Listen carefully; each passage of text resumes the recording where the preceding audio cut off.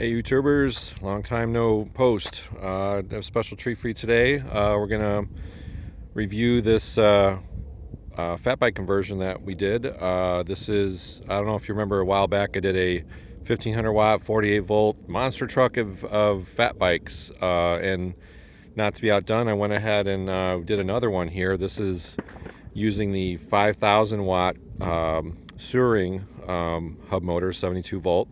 We'll go through some of the features, some of the things that I ran into when I built this, and why I don't recommend this bike for any sort of high power fat bike conversion. So here we go. So this is that Super Bros fat bike. It's the least expensive fat bike on eBay, and I would not recommend this bike. The quality level just isn't there. The pedals seem to have the threads were stripped. The front fork head bearings wobble. They've been replaced and it didn't fix anything. And this is a small frame size, so if you're a bigger guy or even a normal sized person, this frame is too small. As you can see how high the seat has been extended. So I would pass on this. We got it to work. It's great. It's an absolute beast. It's way more powerful than the other one that I premiered on the channel. But I would recommend going with the other fat bike that I originally used in the 1500 watt motor. But I import these. My company is TexasNEV, and this is a 5000 watt. Now this is a 5-turn motor, so this is a little different than the 3-turn motor that I used for the Terminator chopper. This is high torque but lower speed. The Terminator chopper had the 3-turn motor, which speeds of in the almost mid 60 mile an hour range. This is about 37, 38 wide open, but it's a hill climber. It's got tons of torque, 125 Newton meters of torque, I believe, which is an enormous amount for a bike. So one of the things you're going to have to do whenever you do these conversions is, especially with the 5000 watt motor, I highly recommend torque arms. Highly recommend torque arms. There's just, what ends up happening is this cheap thin sheet metal here. It's a 16 millimeter slotted shaft that actually wants to twist itself around this frame. So you have to get rid of the stock kickstand and get an actual motorcycle kickstand. I actually bought this one on eBay for 16 bucks, and I had to extend it, and then I had to weld on either side of this in order to keep this shaft from twisting, and I had to do it on both sides. Whenever you're doing a conversion like this, you have to understand just how much power, how much torque it is, and you're really going to need to go with hydraulic brakes. This one doesn't have it yet, but as you can see here, I cut some steel and slotted it so that it would stay.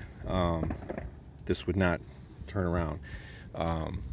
The battery, we were able to get a 34 amp hour 72 volt battery from AliExpress.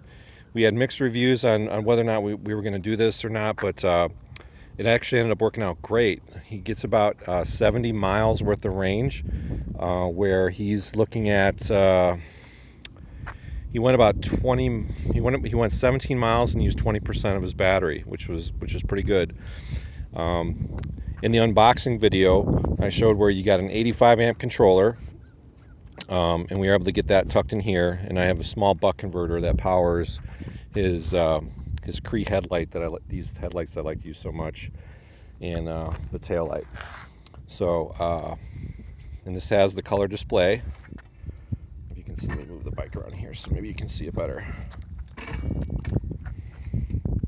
Nope. If you can see that.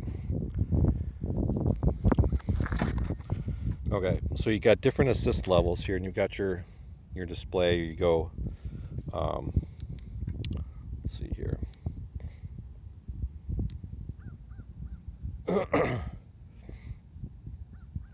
All right, and you've got assist level 0, which is no power, just the display, and 1, 2, 3, 4, 5, 5 being the highest. and then you've got different screens where you can toggle through, and different settings and whatnot. But it's I put a phone holder on there, but as far as the amount of power that this thing generates, it's very, very torquey. I mean, lots and lots of torque. We can, as you can see, he's going through tires pretty quickly. But the hub motor and the battery adds a good 60 pounds to the weight of the bike. So we did the bike rack here in the back in order to have the controller. Got it Velcro down. He's got his charge port. Tried to neaten this up as best we could, and I think it's pretty clean. We can take it for a little